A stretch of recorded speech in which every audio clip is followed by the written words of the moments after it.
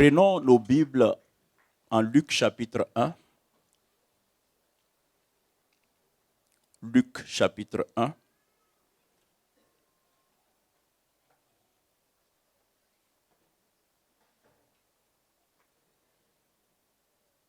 À partir du verset 57. Le temps où Élisabeth devait accoucher arriva. Et elle enfanta un fils. Ses voisins et ses parents apprirent que le Seigneur avait fait éclater envers elle sa miséricorde. Et il se réjouit avec elle. Le 8e jour, il vint. Donc le 8e jour, il vint pour circonscrire l'enfant. Pour circoncis, pas pour circonscrire. Pour circoncire l'enfant. Et il l'appelait Zacharie du nom de son père. Mais sa mère prit la parole et dit, non, il sera appelé Jean. Ils lui dirent, il n'y a dans ta parenté personne qui soit appelé de ce nom.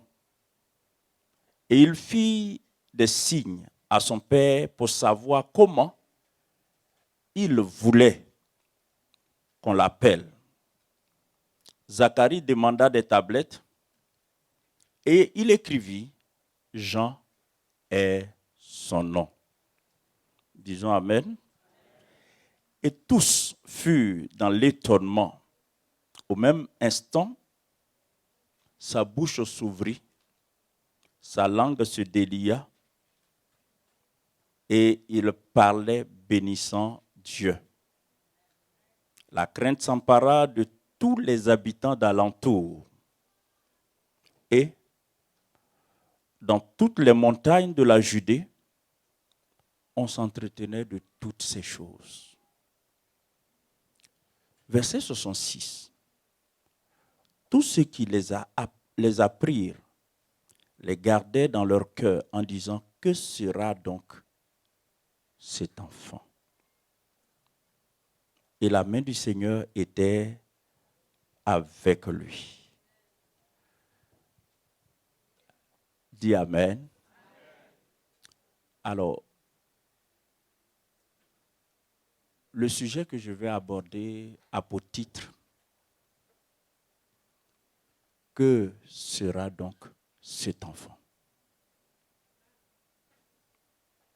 Que sera donc cet enfant? On va le dire ensemble. On va le dire avec plus de vigueur. Alors avec plus de conviction. Aujourd'hui, c'est la journée de l'excellence. Cette journée s'adresse aussi bien aux enfants qu'à nous en tant que parents et aux futurs parents. Parce que chaque être humain, même les enfants, sont des parents potentiels. Amen. À travers cette question, que sera donc cet enfant? Je voudrais, en comptant sur le Seigneur, vous conduire dans certaines réflexions.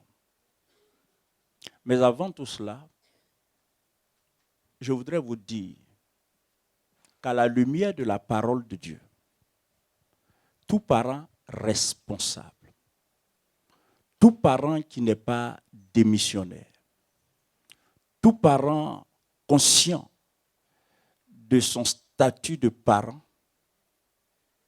peut prévoir ce que son enfant sera dans l'avenir. Votre amen est timide. Tout parent peut prévoir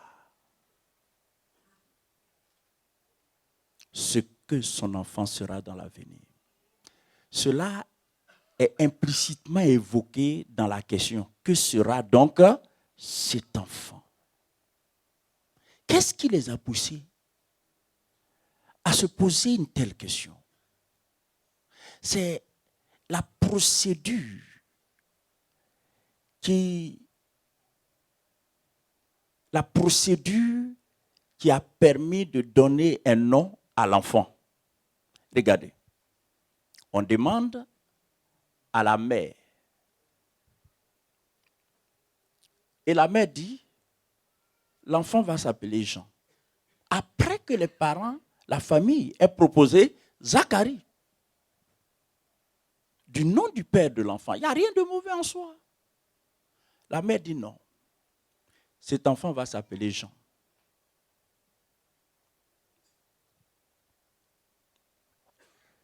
Ils lui font remarquer qu'il n'y a pas Jean dans sa famille. Je ne vais pas m'étaler sur la procédure de désignation d'un nom dans la famille. Dans toutes les cultures, il y a un protocole. Il y a un protocole. Enfin, dans les cultures non affectées par le modernisme, il y a un protocole. Parce que quand un enfant naît dans la famille, sa naissance doit permettre le prolongement de l'histoire de la famille. Par conséquent, la préservation du nom familial ou des grands noms de la famille. Ça peut être des oncles, ça peut être... En tout cas, il y a des gens dans la famille qui savent quel genre de nom donner à tel enfant issu de telle personne. On dit non, toi, ton enfant là doit porter le nom de telle personne. Bon, aujourd'hui, on ne se soumet plus à ça pour plusieurs raisons et ce n'est pas mauvais. Mais à l'époque, il y avait un protocole pour ça.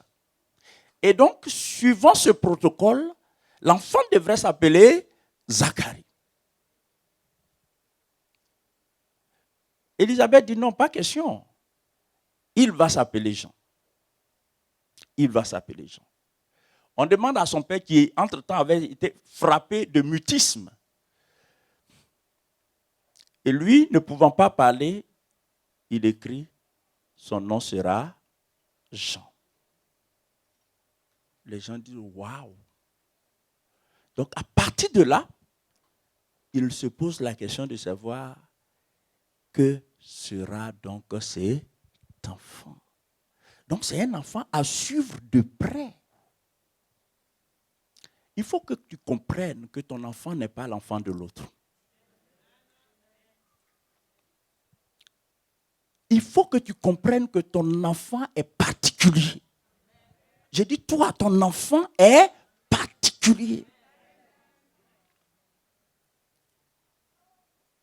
Ton enfant n'est pas juste un enfant dans l'humanité.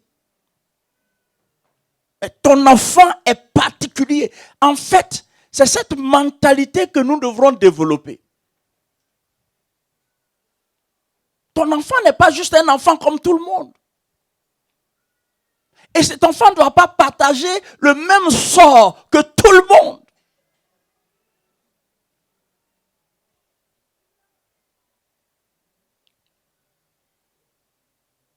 C'est de notre responsabilité,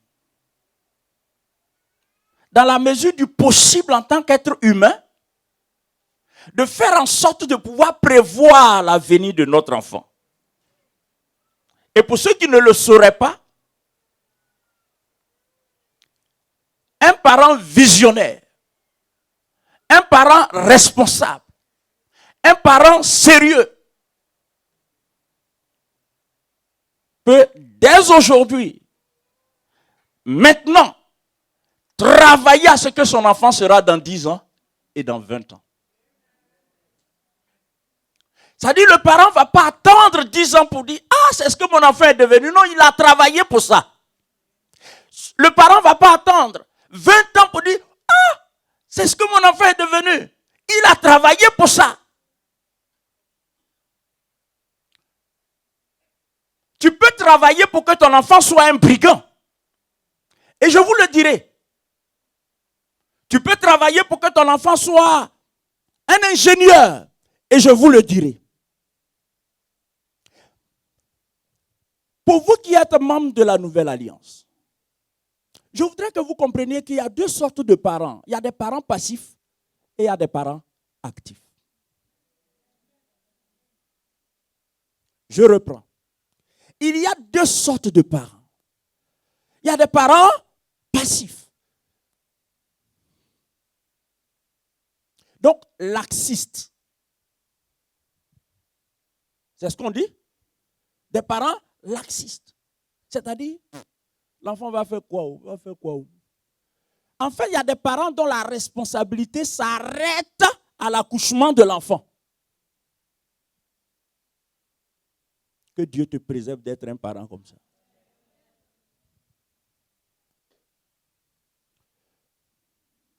Quelqu'un peut dire Amen. Être parent, c'est une mission. Dis Amen. Être parent, c'est une fonction. Être parent, c'est une responsabilité.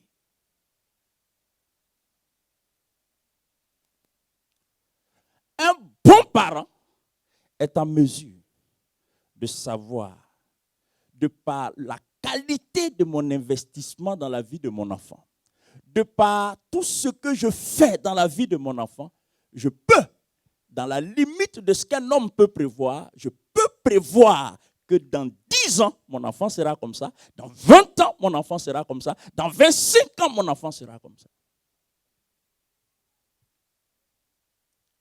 C'est possible.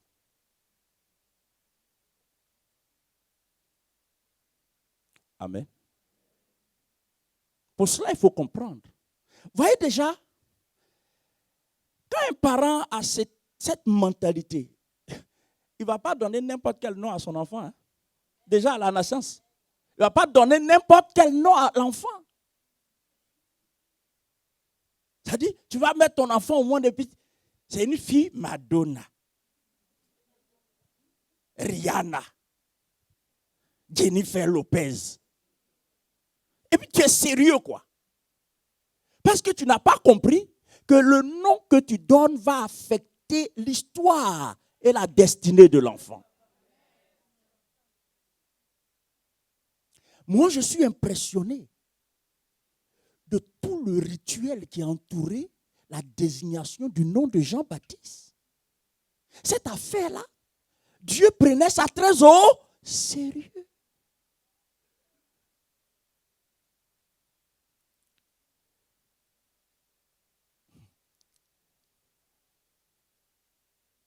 Généralement, dès qu'un enfant est conçu, et même avant que l'enfant ne soit conçu, les parents doivent prier déjà. L'enfant qui va venir doit s'appeler comment? Déjà. Parce qu'il faudrait que le nom de l'enfant colle à sa destinée. Déjà ça.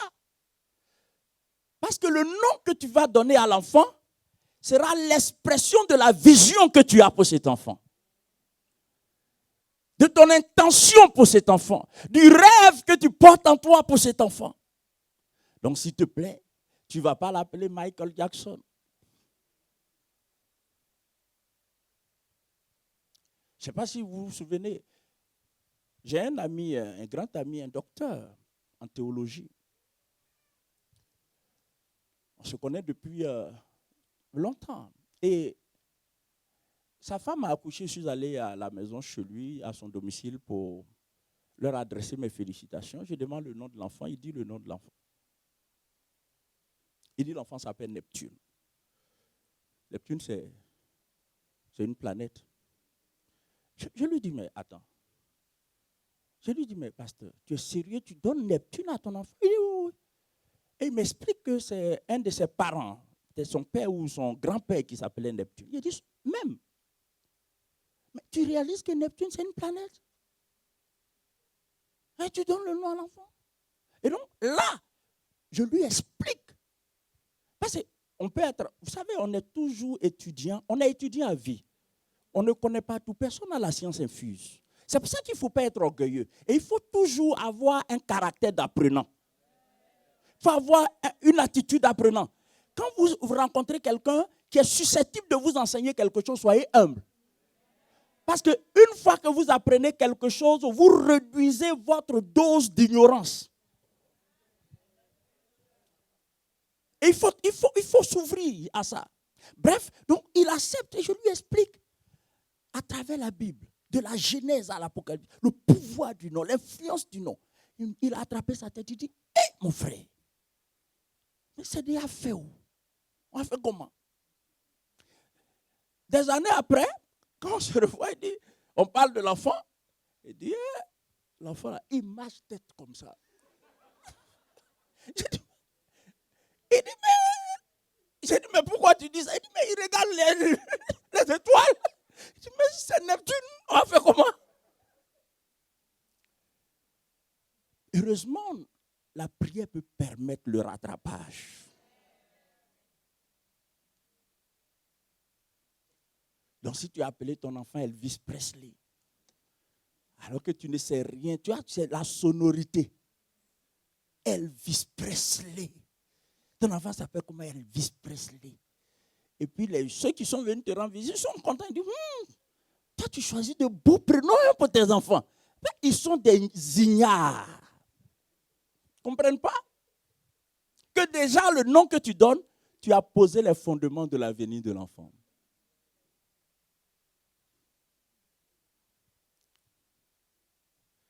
J'ai 4 fils. Le premier s'appelle Paul Finet. Paul, c'est Paul, l'évangéliste.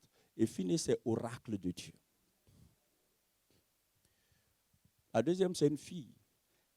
Anne-Esther Bénédicte. Bénédicte pour bénédiction. Anne, c'est la grâce. Et puis l'étoile. Le troisième, Joshua Daniel. Joshua et Daniel. Josué et Daniel. Le dernier, c'est Prince Béniel. Prince et Béniel. Béniel, c'est celui que l'Éternel a béni.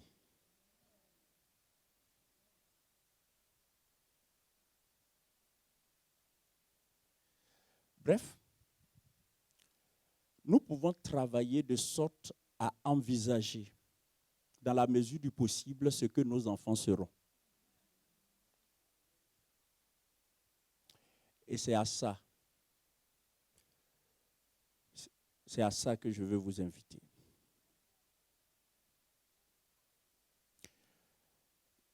En matière d'éducation, et là, ça concerne directement les parents.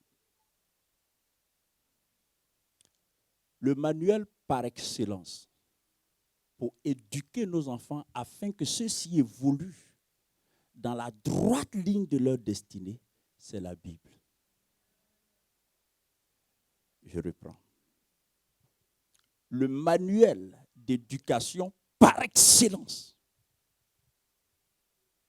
Vous allez voir ça tout à l'heure. Je vais très rapidement vous faire quelques petites démonstrations, quitte à approfondir ça les autres fois. La Bible est le manuel par excellence. Est-ce que vous savez que toutes les universités, les grandes universités de l'époque, l'idée même d'université, ça vient des chrétiens. Ce sont les chrétiens qui ont fondé les premières universités.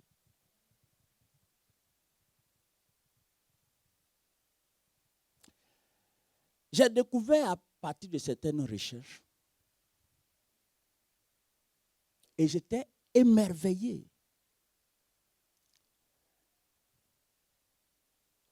De grandes universités de renommée internationale.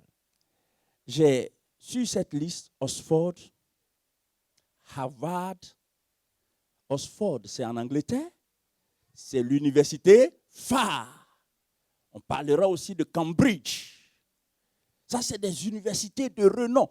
À l'époque, même aujourd'hui, quelqu'un dit, j'ai eu mon doctorat, je soutiens ma thèse de doctorat à Oxford. Les gens s'inclinent. Tu peux avoir eu ton doctorat dans une autre université, mais celui qui a eu son doctorat à Oxford, c'est le même doctorat, mais c'est différent. Ça n'a pas la même saveur. Et vous arrivez dans une entreprise, 2 doctorats déposés sur le bureau du recruteur, non? Il voit Oxford, et puis il voit l'université de Cotonou, université d'Abidjan, université de Kampala. Non. Et il faut vraiment qu'en plus de ça, il y ait la grâce de Dieu pour toi, quoi. Sinon, il y a longtemps, Oxford, c'est le même doctorat, le même PhD, le même diplôme, mais Oxford passe. Alors, j'ai découvert ceci, et vous allez voir. Oxford a été fondé en 1096. Oxford, l'université d'Oxford a été fondée en 1096. Ça date de longtemps, ça. En 1096. Et le slogan, la devise de l'université, quand elle a été fondée, c'était « Le Seigneur est ma lumière ». L'université d'Oxford.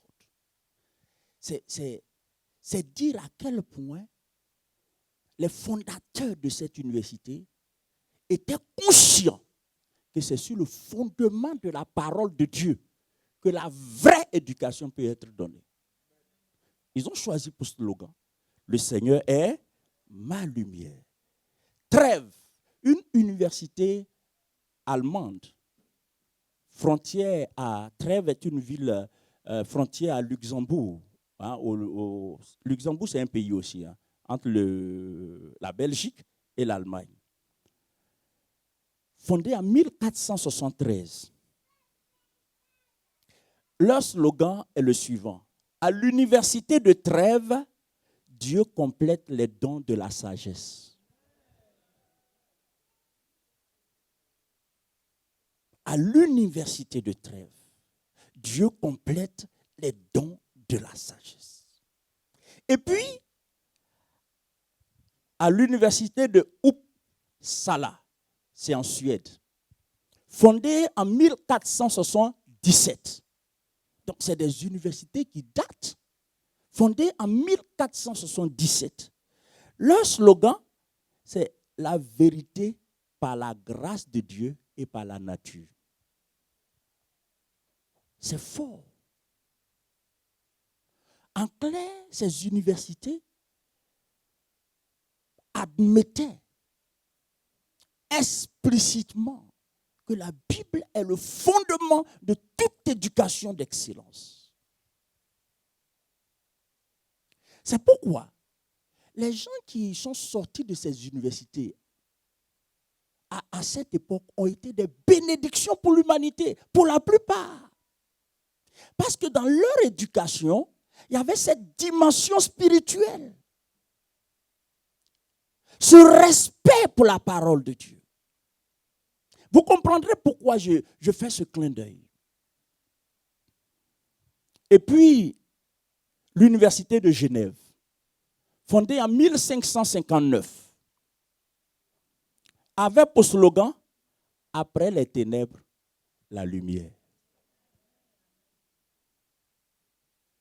Après les ténèbres. Ça dit jusqu'à ce que tu viennes à l'université, tu es dans les... Mais une fois que tu y entres, tu rencontres la lumière. Deux autres universités de renom, Harvard, fondée en 1636 aux États-Unis. Cette université a pour slogan, et c'est bénissant, la vérité pour Christ et pour l'Église, Harvard. Harvard. La vérité pour Christ et pour l'Église. Qui aurait pu croire qu'Harvard reposait sur un tel slogan? Qui aurait pu croire? La vérité pour Christ et pour l'Église. Il n'y avait pas de complexe à faire mention de la parole de Dieu. Bien au contraire, c'était une fierté. En réalité, le monde est devenu ce qu'il est parce que la Bible a été ôtée de l'éducation, des systèmes d'éducation.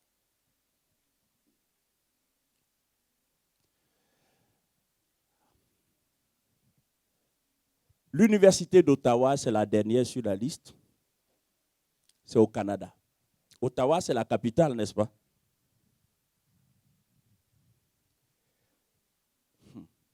Leur slogan, Ottawa, fondée en 1848, autant pour moi, 1848. Leur slogan, c'est « Dieu est le Seigneur de la connaissance ». On peut acclamer le Seigneur.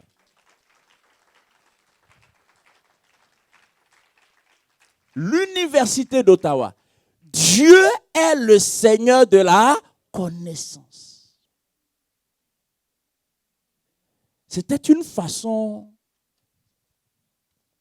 de reconnaître qu'il ne peut pas avoir d'éducation sérieuse sans la parole de Dieu. Un autre exemple que j'ai découvert dans un des ouvrages que je me suis procuré il y a quelques années. Il y a eu une étude comparative qui a été faite entre un athée célèbre, Max Jules, c'était son nom, et un homme de Dieu accompli, Jonathan Edwards.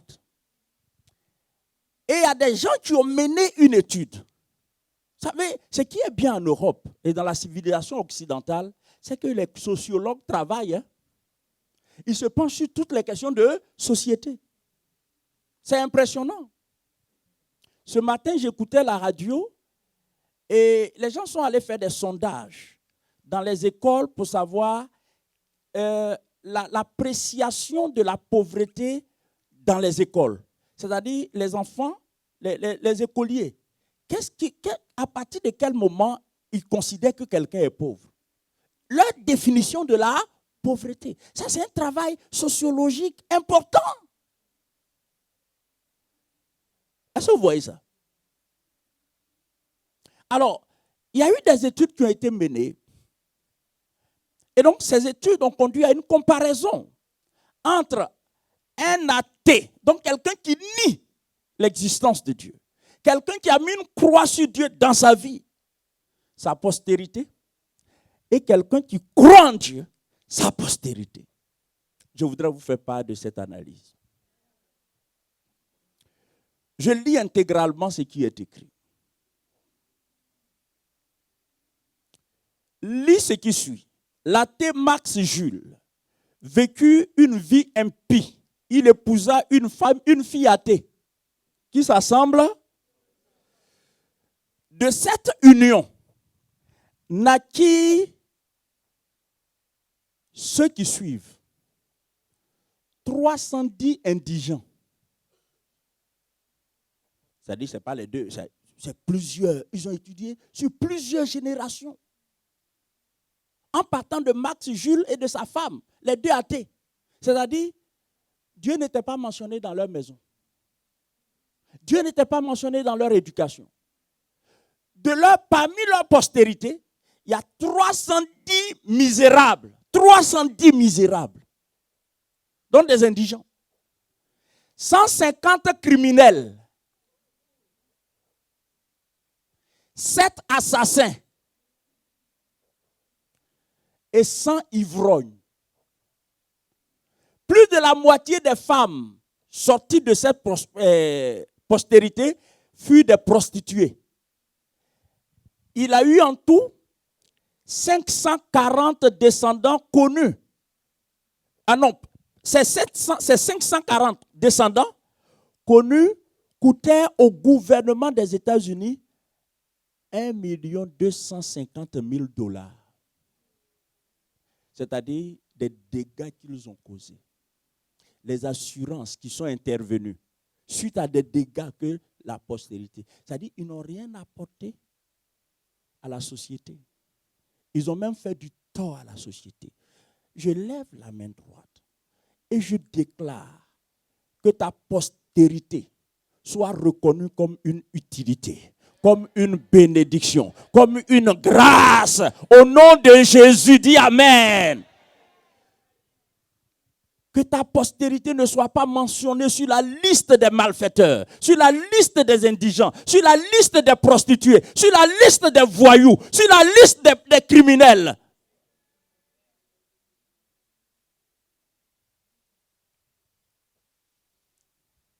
Quand on éduque son enfant sans Dieu, c'est ça le résultat.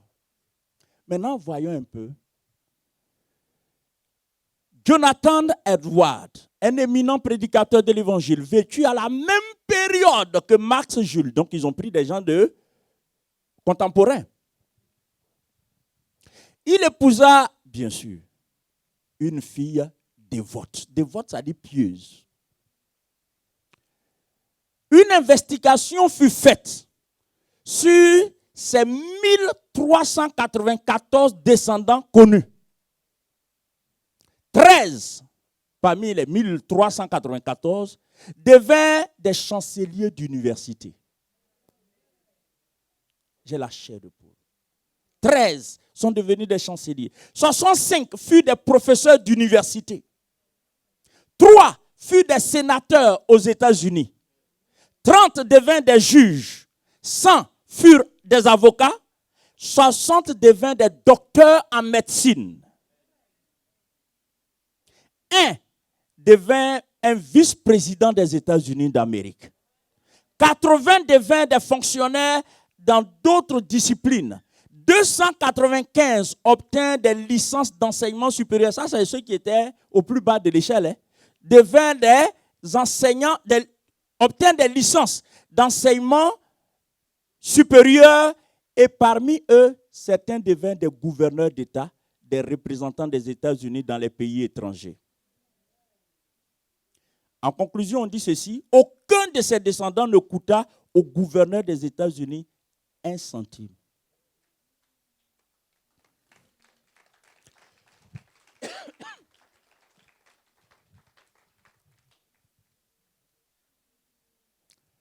Nous avons le secret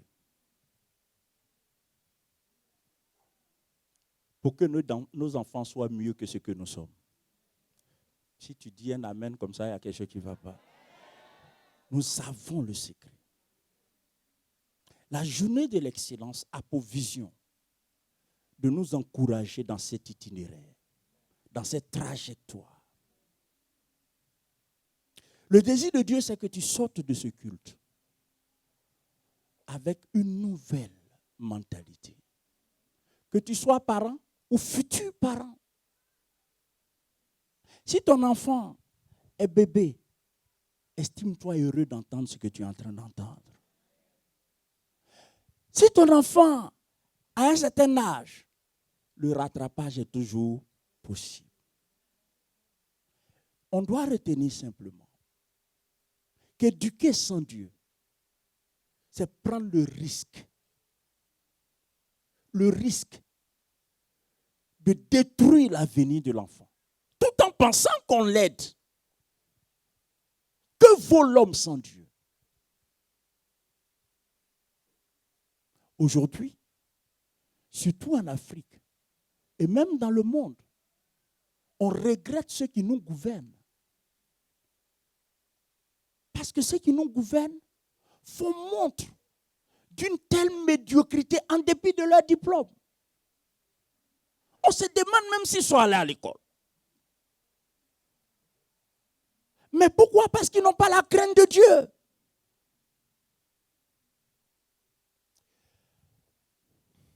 Très rapidement donc. Vous savez, Dieu ne donne pas n'importe quel enfant à n'importe quelle famille.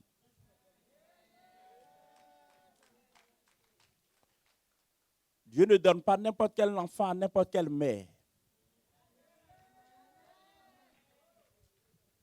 Est-ce que je parle à quelqu'un? Parce que Dieu sait qu'il y a des enfants, s'ils tombent dans les mains de certaines mamans, ces enfants-là n'atteindront jamais leur destinée. Mais je suis heureux de parler à des mères responsables.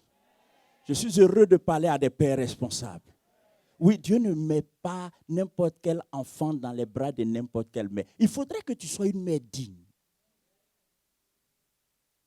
Une autre fois, j'enseignerai sur la répartition de la tâche entre le père et la mère dans l'éducation de l'enfant.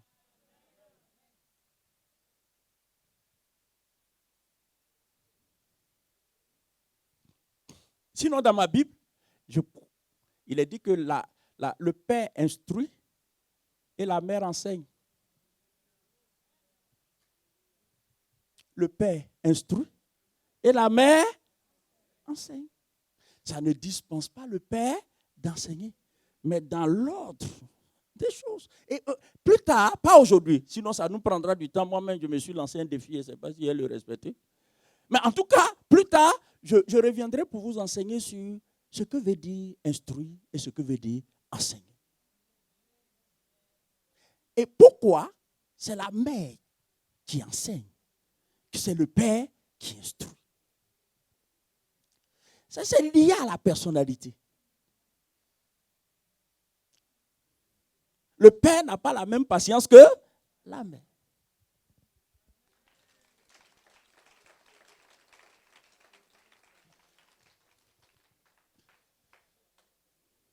Bon, bref. Qu'est-ce qu'on doit faire? Alors, rapidement, et vous qui êtes là ce matin, bénissez Dieu. Dieu, dans sa Bible, nous révèle les secrets de la transmission. C'est-à-dire comment transmettre les connaissances, comment transmettre la foi, comment transmettre des valeurs. Et je voudrais vous expliquer ça rapidement et je vais m'arrêter là. Si nous appliquons cela, on peut envisager ce que nos enfants deviendront. Ce que nous allons voir concernait prioritairement la transmission de la parole de Dieu. Mais elle est valable pour toutes les autres formes de savoir. Donc, il faut que vous preniez cela à cœur. Prenons Deutéronome chapitre 6. Deutéronome chapitre 6. Waouh! Qu'est-ce que Dieu a enfui dans sa parole des richesses? Lisons à partir du verset 7. Suivant. Il est dit ceci. Tu les inculqueras à qui? Et tu en parleras. Quand tu seras dans ta maison, quand tu iras en voyage, quand tu te coucheras et quand tu te lèveras. Verset 8. Tu les liras comme un signe sur tes mains et ils seront comme des frontaux entre tes yeux. Tu les écriras sur les poteaux de ta maison et sur tes portes. On va commencer au verset 6. Hein? Et ces commandements que je te donne aujourd'hui seront dans ton cœur. Suivez ici. Ces commandements seront dans le cœur de qui? S'il vous plaît, aidez-moi. De qui? Il y en a qui disent des enfants. Non. Des parents.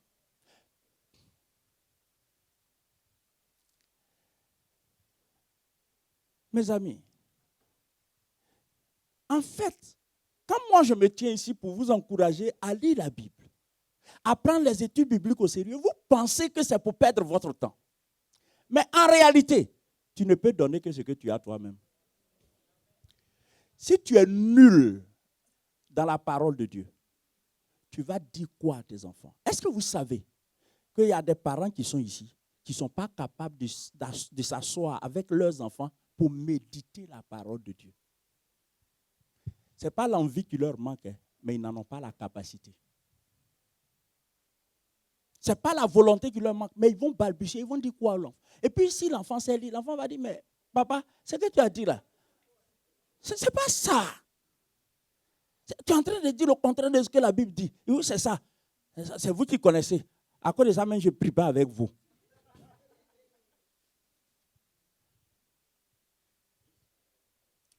Que vaut, du point de vue spirituel, que vaut un père qui n'est pas capable de s'asseoir avec ses enfants pour ouvrir la Bible et méditer avec ses enfants? Leur expliquer les principes divins, les valeurs cardinales de Dieu, de la parole de Dieu, les principes de Dieu. Que vaut ce père? Tu sais, tu peux donner de l'argent à ton enfant. Tu peux même lui léguer des biens incroyables. Mais si tout cela ne repose pas sur une éducation vraie, durable, biblique, convenable, l'enfant grandissant va dilapider tout ça.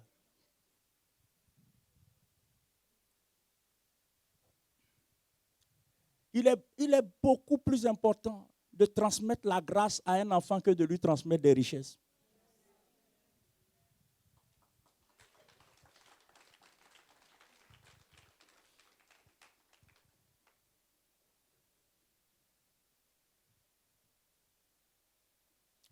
Dieu a mis dans sa parole les moyens pour que nous y arrivions. Premièrement, que la parole de Dieu soit dans ton cœur. Toi, parent, que ton cœur soit abreuvé de la parole de Dieu. Sinon, tu vas priver tes enfants de ce que tu n'as pas. Là, vous ne me suivez plus là. Papa inculte.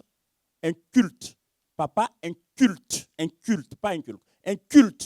Donne quoi spirituellement à ses enfants? Un père qui ne sait pas où se trouve Néhémie dans la Bible. Vous voyez, quand les études bibliques sont organisées, c'est pourquoi? Parce que toi, tu t'es converti, mais tu n'es pas pasteur. À l'école, tu n'as pas appris à lire la Bible. Le seul endroit où tu peux apprendre les valeurs, les principes, à la lumière de la parole de Dieu, c'est dans la maison de Dieu. Mais tu ne viens pas. Tu ne t'es pas inscrit non plus dans un institut. Même si tu t'inscris là, tu n'iras pas. Ici, là, j'ai Esdras. Pour vous, hein? Esdras, c'est un autre niveau, un niveau un peu plus supérieur. Pas seulement pour ceux qui veulent prêcher, faire, être pasteur, non. Pour pouvoir maîtriser la parole, pour pouvoir enseigner à tes enfants. Juste ça, viens. Parce que si tu n'as pas cette affaire dans ton cœur, tu donnes quoi? Vous savez, il n'y a rien de plus ennuyeux pour les enfants que de leur dire, mais tu ne pries pas. Il faut prier avant d'aller te coucher. Depuis quand tu lui as appris comment on prie? Le fait est que toi-même, tu ne sais pas prier. Donc, quand tu dis à l'enfant, il faut prier avant d'aller te coucher, l'enfant a appris la prière quand et où?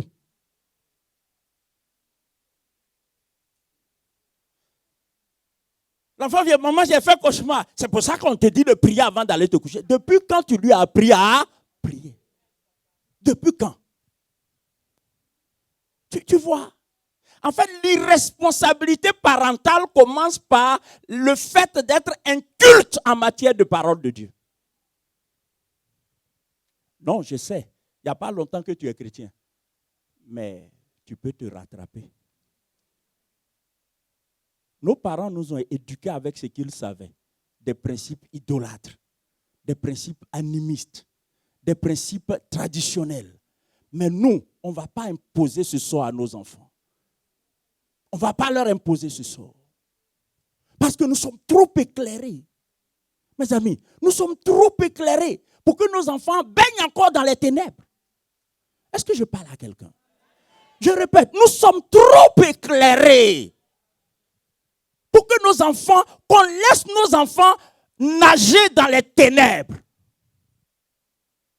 Nous sommes trop éclairés. Tu viens, tu acclames le Seigneur, tu chantes, tu loues le Seigneur. Tu sais que le Seigneur est la lumière et tes enfants évoluent dans les ténèbres. Demain, ils vont t'apporter quoi? Du chagrin, de l'amertume. Tu as dit à l'enfant, quand on vous dit de venir à l'église, mais en fait, la motivation pour que l'enfant vienne à l'église, ça commence par quoi? Le zèle même que le père a pour le Seigneur. Le zèle que la mère a pour le Seigneur. Parce que les premiers exemples dans la vie d'un enfant, c'est papa et maman. C'est papa et maman. C'est papa et maman. J'ai dit d'entrée, Écoutez-moi très bien. Être mère, être père, ce n'est pas juste être concepteur ou géniteur. Pardonnez-moi la comparaison. Mais les souris mettent bas. Les vaches mettent bas. J'aime regarder les documentaires animaliers. Et je suis surpris de la façon dont une biche peut lutter pour son enfant, en fait. Son enfant face à une attaque. C'est-à-dire que même les animaux ont l'instinct maternel, quoi. Luttent pour la survie de leur enfant. Tu sais quoi? Tu ne peux pas être heureux juste parce que ton enfant grandit en taille, grandit en forme, grandit en âge. Tu ne peux pas être heureux. Ce n'est pas ça qui réjouit un parent. Ce qui réjouit le parent, c'est qu'à chaque étape de sa croissance, l'enfant reflète la vision que tu as pour lui. À chaque étape de sa croissance.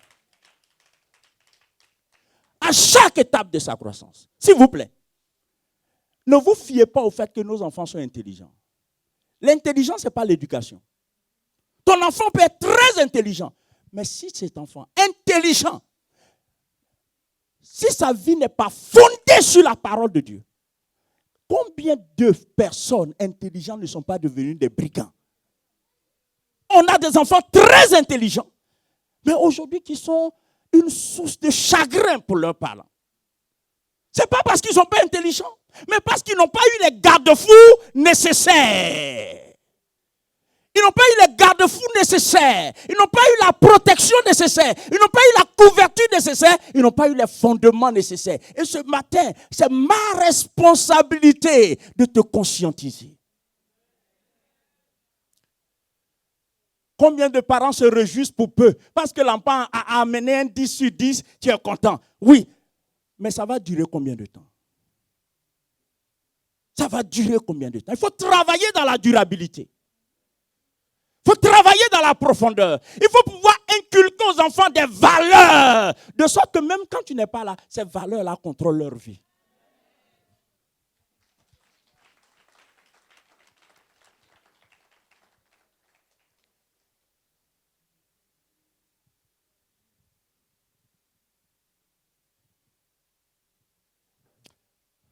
La première étape, c'est quoi? Que ces commandements que je te donne aujourd'hui soient dans le cœur de qui? Des parents. On ne donne que ce qu'on a. On ne donne que ce qu'on a. Là, pendant que tu m'écoutes, tu as lu la Bible il y a combien de jours? Si ton seul rapport avec la Bible, c'est quand tu viens à l'église, ouvrez vos Bibles, et puis tu prends pitié pour tes enfants. Parce que ces enfants vont grandir dans une famille de désert. Une famille où il y a à manger. Une famille où il y a à boire. Une famille où il y a des jouets. Une famille où l'enfant a son lit. Une famille où l'enfant a sa chambre. Mais l'enfant vit dans un désert biblique. Spirituellement parlant, l'enfant est dans un monde aride. Il n'y a pas de parole, il n'y a pas de révélation, il n'y a pas d'enseignement, il n'y a rien, il n'y a pas de valeur biblique. C'est le sort que tu veux réserver à tes enfants? Mais encore une fois, à la matière, la bonne volonté ne suffit pas. Parce qu'on peut être animé d'une très bonne volonté, mais il faut avoir les moyens de cette volonté. Est-ce que je me fais comprendre? Premièrement, donc, il faut que le cœur de papa et le cœur de maman soient irrigués, imbibés, abreuvés de la parole. De sorte que, si à tout hasard, l'enfant poussé par une curiosité, papa, à l'école, on nous dit de faire ça, de faire ça. Qu'est-ce que la Bible dit? Papa dit à l'enfant, prends ta Bible, viens. Papa va pas dire, ah ça là, attends, dis-moi, on va demander à papa à l'église. Non, tu es le sacrificateur de ta maison. Tu es le sacrificateur de ta maison. Tu es le sacrificateur de ta maison. Et si papa n'est pas joignable, tu fais comment pour aider ton enfant?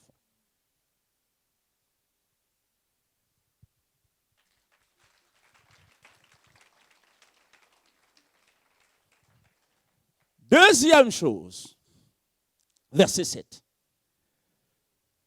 Tu les as, on reprend. Ouf, c'est la chair de poule. On reprend encore. Alors, je l'ai dit, je veux le redire.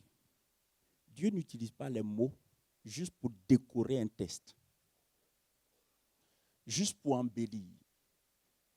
Dieu n'est pas dans l'éloquence pour l'éloquence.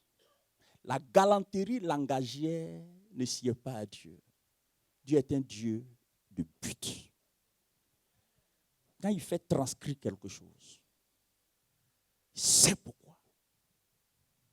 L'élégance des mots là, c'est pas...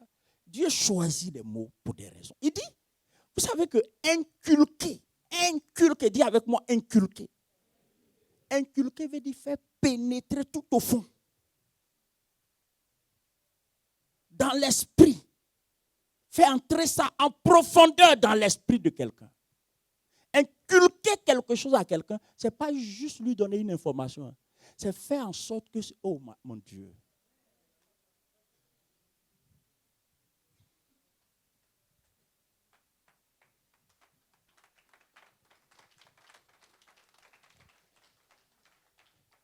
La responsabilité des parents dans cette affaire, ce n'est pas juste de leur dire, de dire aux enfants, Dieu dit que ce n'est pas beau. Ça là, Dieu n'aime pas ça. Hein?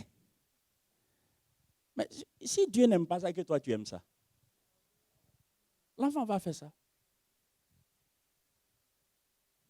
En fait, il ne suffit pas de dire. Vous voyez, il y a une grande différence entre dire et inculquer. Est-ce que je parle à des parents? Il y a une grande différence entre dire et inculquer. Inculquer prend du temps. Inculquer. Dis avec moi, inculquer. J'ai dit tout à l'heure à la coordinatrice de la pépinière du roi, après ça, le CD là, le CD sera offert à tous les encadreurs. Et ils vont travailler sur ça. Ils vont en faire un outil de travail.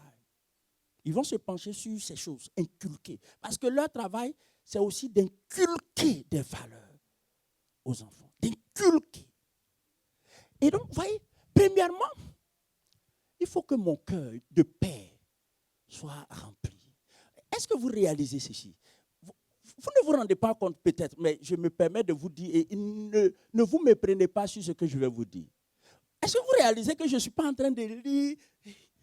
Vous ne réalisez pas ça? Non, non, en fait, je ne lis pas parce que ça est déjà là. Non, tu n'as pas compris. Je ne lis pas parce que ça est déjà là.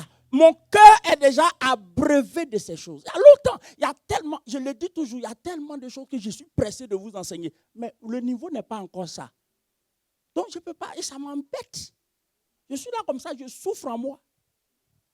Oui, oui, je souffre. Oui, sérieux, hein? Il y a des vérités. Je suis là, je dis, Seigneur, il ne faut pas, je vais mourir avec ça. Oui, oui. Mais je bénis Dieu parce qu'il y a de grands serviteurs de Dieu parmi vous. Je bénis le Seigneur. Il y en a parmi vous qui vont prêcher 10 fois mieux que moi. Qui vont prêcher 100 fois mieux que moi. Et c'est là le plan de Dieu. Alors, reviens avec moi. Suis ceci. Inculquer, dis inculquer. Inculquer, c'est faire pénétrer tout en profondeur dans l'esprit de quelqu'un. De manière durable et profonde.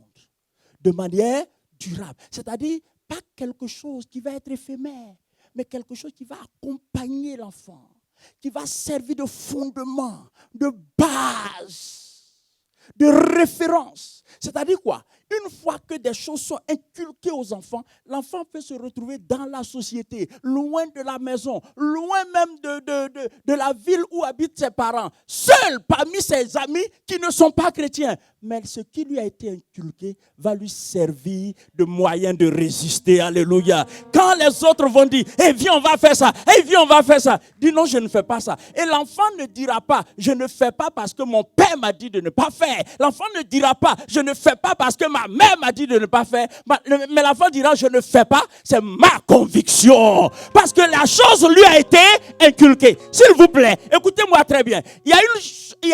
C'est une chose d'agir parce que papa dit c'est pas bon, et c'est une autre chose d'agir parce que je crois que c'est comme ça que je dois faire. Si ton éducation peut permettre à ton enfant d'avoir ses propres convictions basées sur la parole de Dieu, estime-toi heureux, tu auras réussi. Ton enfant ne doit pas dire, c'est papa qui dit que c'est pas bon. Il y a un homme de Dieu. C'est le bishop Ejiba qui a rendu le témoignage. Un homme de Dieu. Très sévère, rigoureux. Il pensait avoir réussi. Mais il a imposé des règles à ses enfants. Sans conviction. Et puis, un jour, il devra aller en voyage. Je pense que sa femme aussi était absente. Et il prend ses clics et claques. Et il va à l'aéroport. Chemin faisant, il se souvient qu'il a oublié quelque chose. Il retourne chez lui à la maison. Quand il arrive, à quelques mètres de sa maison, il se demande s'il ne s'est pas trompé. La musique à la maison, karaoké. Et c'était des musiques païennes. Ses enfants avec des bouteilles de bière. Donc ça dansait dans sa maison. Il ouvre la porte. Les enfants. Oh, jusque-là, il rendait témoignage de ses enfants. Ils sont corrects. Ils sont ceci. Ils sont cela. En fait, il les a mal éduqués. Il leur a imposé des règles sans leur donner de conviction. Peuple de la Nouvelle Alliance, Dieu ne nous emmène pas à imposer des règles. Il faut édifier des convictions. Oh, si tu es d'accord, dis Amen. Il faut édifier des convictions. Les règles ennuient. Écoute-moi très bien. Les règles ennuient. Les règles révoltent. Les règles surchargent. Mais la conviction bâtit. La conviction donne de l'assurance. La conviction rend capable un enfant d'expliquer le pourquoi de son agissement. Papa ou maman peuvent être absents. Papa et maman peuvent être absents. Mais l'enfant est maître, responsable de son acte. Il dit, je fais ça. À la limite, un enfant convaincu va dire, ce n'est pas parce que la Bible dit que je ne fais pas. Ce n'est pas parce que la Bible dit que je ne fais pas, mais parce que je suis convaincu. Alors, j'ai dit que je vais faire 30 minutes. Maintenant, regardez, inculquer. Dis inculquer. Maintenant, suivez.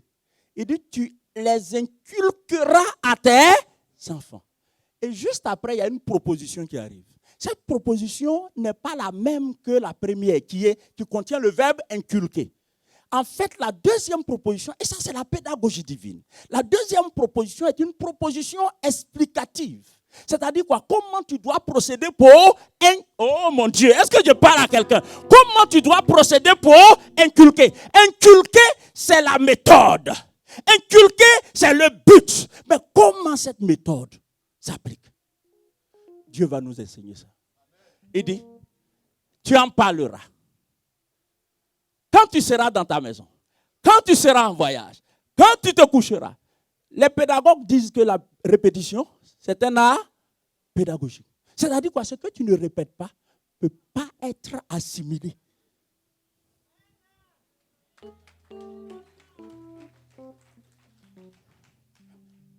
Pendant que tu voyages avec ta famille,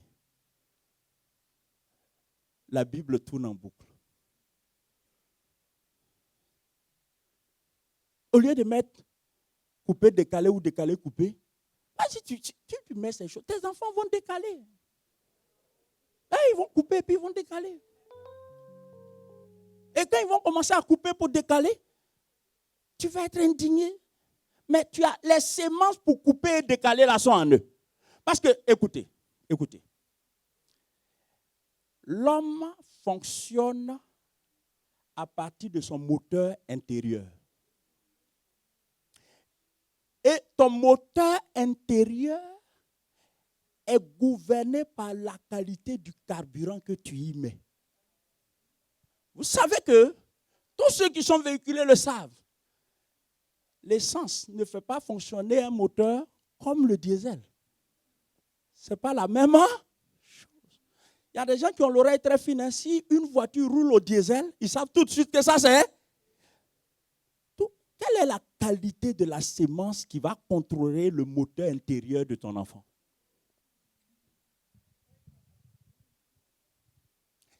La beauté et l'élégance, le bon reflet de sa personnalité dépend de la qualité de la sémence. Quand vous voyez un arbre qui porte de très bons fruits, ça veut dire que la sémence à la base était une bonne sémence. Ne soyez pas surpris. Je vous ai dit, un père responsable, une mère responsable peut envisager ce que son enfant sera dans 10 ans, dans 20 ans. Tout simplement parce que la mère et le père prennent le temps de s'aimer ce qui a de qualité. Oh mon Dieu, de s'aimer ce qui a de qualité.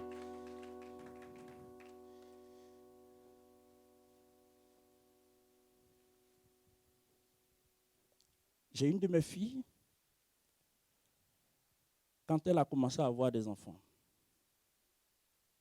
nous parlons beaucoup, pas parler, nous parlons beaucoup. Et puis, dès les premiers mois de la grossesse, elle récite des versets à ses enfants, dans le ventre. Parce que le fœtus entend. Elle récite. Quand les enfants naissent, ils sont au berceau. Elle va et puis elle lit les psaumes. Quand les enfants ont commencé à grandir, elle leur faisait réciter des psaumes, retenir des psaumes par cœur. En fait, est-ce que je parle à quelqu'un? Bon. Donc, la façon de faire, c'est d'en parler autant que faire se peut. Répétez. Ne te lasse pas de le faire. Dieu a dit à Timothée par Paul, prêche la parole en toute occasion. Bonne, favorable ou pas. Trouve l'occasion. Vous savez que j'ai déjà enseigné ailleurs. J'ai fait une conférence à l'époque en Côte d'Ivoire sur la réussite scolaire. Et j'ai enseigné aux parents, à l'époque, il y a très longtemps, j'ai enseigné aux parents que la bonne façon d'inculquer les mathématiques, les sciences aux enfants. Par exemple, un enfant, je prends Ramevan. Ramevan, il est maternel. Quelle section? Moyenne section. Donc, Priska et Franck peuvent lui inculquer les mathématiques. C'est simple. Ils peuvent lui apprendre à compter. C'est simple. S'ils veulent envoyer Ramevan pour prendre des oranges, Esprit va prendre 3 oranges. Il prend, lui il voit orange, il prend, il envoie. Ici il envoie 2, on dit non, 3. On ne t'a pas dit 2. Et puis il va aller prendre. Déjà il fait la différence entre 2 et 3.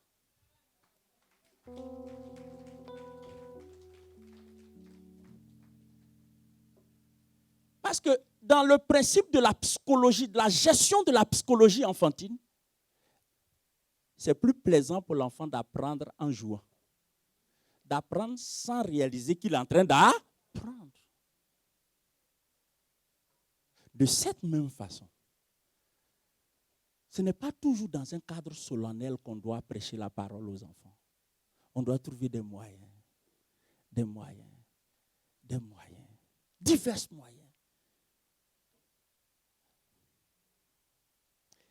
Verset 8.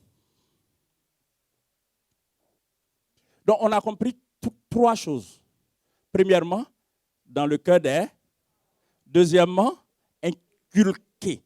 Troisièmement, parler, répéter. Maintenant, il dit, tu les liras comme un signe sur tes mains. Ils seront comme des frontaux entre tes yeux. Dieu parle à qui? aux parents. C'est-à-dire quoi? Non, moi j'aime l'ordre divin. J'aime l'harmonie de la parole de Dieu. Regardez, Dieu commence à dire quoi? Dans le cœur. Et puis après, Dieu dit, il faut inculquer. Tu inculques quoi? Ce qui est dans ce qui est dans la parole. Dis, papa prêche. Deuxièmement, pour inculquer, il faut répéter. Il faut être sage, trouver les occasions. Maintenant, quand tu as fait tout ça, là, tu es en train d'inculquer. Dieu dit que ce que tu inculques là, que les enfants voient ça dans tes actions. Sur ta main.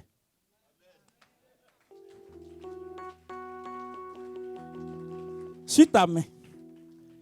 Tu les liras comme un signe sur tes mains. Qui voit ça? Parce qu'il ne faut pas leur inculquer quelque chose et puis ils voient le contraire dans ta façon de faire les choses. Oh mon Dieu.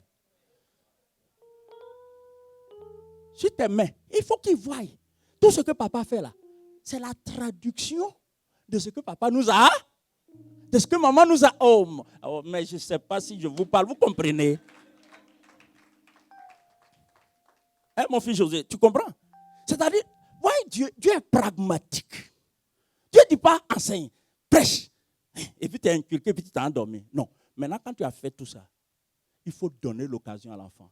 Parce que l'exemplarité parle plus fort que le verbal.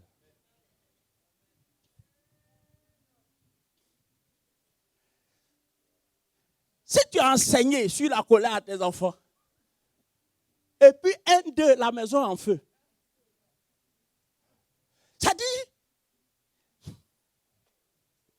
pour un oui et non, ce sont les enfants qui disent, mais papa, fais ça. Papa. Tu es affaibli, tu ne peux plus leur parler de colère. À moins que tu sois un pour dire, mes enfants, je vous demande pardon. C'est humain. Là encore, tu vas profiter pour leur enseigner quelque chose. C'est humain. C'est humain. Voici ce qui m'est arrivé. J'étais vraiment hors de moi-même. Pardonnez. Bon, bref, sur tes mains. Et puis quoi encore? Ils seront comme des...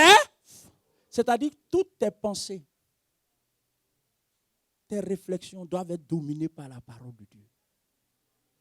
Donc, les enfants voient que les pensées dans lesquelles tu les introduis, tout reflète la parole de Dieu.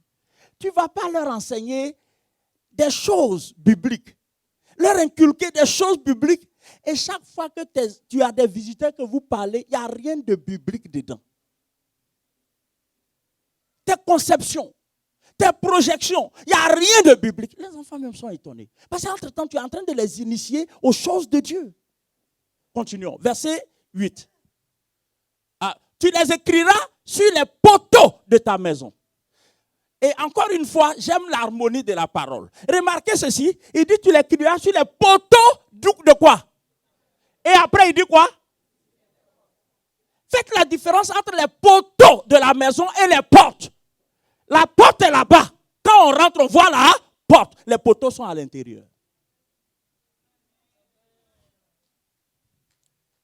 C'est-à-dire, remplis ta maison.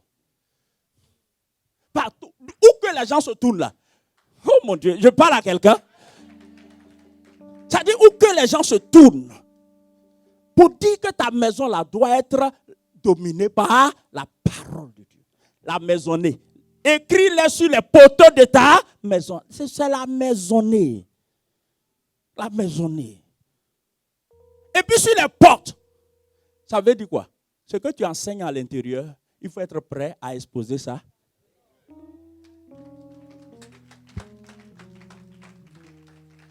Sois prêt à exposer ça à l'extérieur. Vous voyez le principe de Dieu. Nous partons de quoi? Inculquer aux enfants. Parents, nous avons matière. En réalité, un parent chrétien n'est pas chômeur. Il est en mission. Et sa mission est bien remplie. Hein? Est bien chargée. Pas bien remplie, bien chargée. Qui est béni d'entendre ces choses ce matin? Parents ou futurs parents? Voyez, il faut être, de ce point de vue-là, il faut être idéaliste. Il faut rêver. Il faut rêver de donner à tes enfants ce que tu n'as pas eu toi-même. Les lacunes dans ta personnalité, les faiblesses dans ta personnalité, les aspérités dans ta personnalité, tu ne dois pas les communiquer à tes enfants. Tu dois t'en inspirer pour que ces trous noirs-là n'existent pas chez eux. Parce que où tu es là, tu regrettes certaines choses que tes parents n'ont pas pu te communiquer. N'est-ce pas? Nous tous, on regrette, on dit, oh, on aurait bien aimé. C'est fait, c'est fait. Maintenant, toi, forme-toi pour pouvoir donner ce qu'il y a de meilleur à tes enfants. Parce qu'une fois que tes enfants pourront grandir, une fois que tes enfants grandissent, sans tes lacunes à toi, ça veut dire grandir plus complet que toi, plus accompli que toi. Ça veut dire quoi? Ça veut dire que leurs propres enfants, et à partir de là, tu seras comme Jonathan d'Edward. Ta postérité sera une bénédiction pour la nation. Ta postérité sera une bénédiction pour la société. Moving in our midst, I worship you. I worship you.